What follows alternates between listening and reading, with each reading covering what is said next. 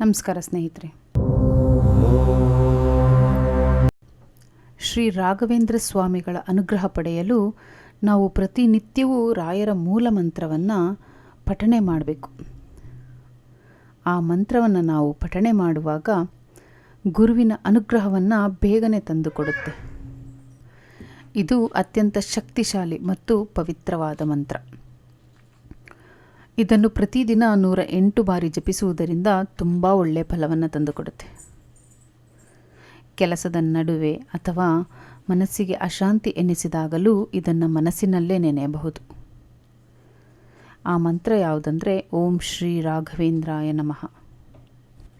ಇವರ ಇನ್ನೊಂದು ಮುಖ್ಯ ಮಂತ್ರ ಯಾವುದು ಅಂತಂದರೆ ಅದು ಎಲ್ಲರಿಗೂ ತಿಳಿದಿರುವಂತಹದ್ದು.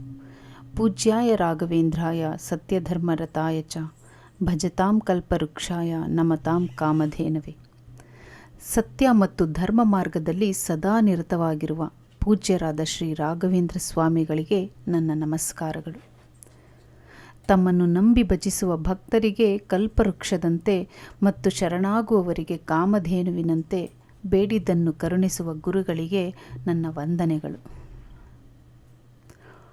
ಈ ಮಂತ್ರವನ್ನು ಪ್ರತಿದಿನ ಬೆಳಿಗ್ಗೆ ಅಥವಾ ಸಾಯಂಕಾಲ, ವಿಶೇಷವಾಗಿ ಗುರುವಾರಗಳ ದಿನದಂದು ರಾಯರ ಫೋಟೋ ಅಥವಾ ಮೂರ್ತಿಯ ಮುಂದೆ ಕುಳಿತು ಜಪಿಸುವುದು ತುಂಬ ಉತ್ತಮ.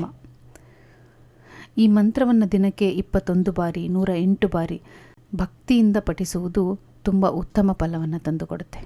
ಮನಸ್ಸಿನಲ್ಲಿ ರಾಯರನ್ನು ಧ್ಯಾನಿಸುತ್ತಾ ಪೂರ್ಣ ವಿಶ್ವಾಸದಿಂದ ಜಪಿಸಿದರೆ ಮಾನಸಿಕ ನೆಮ್ಮದಿ ದೊರೆಯುತ್ತದೆ ಮತ್ತು ಸಕಾರಾತ್ಮಕ ಶಕ್ತಿ ಹೆಚ್ಚುತ್ತದೆ. ಎಲ್ಲರಿಗೂ ರಾಯರು ಒಳ್ಳೆಯದನ್ನು ಮಾಡಲಿ. ಧನ್ಯವಾದಗಳು.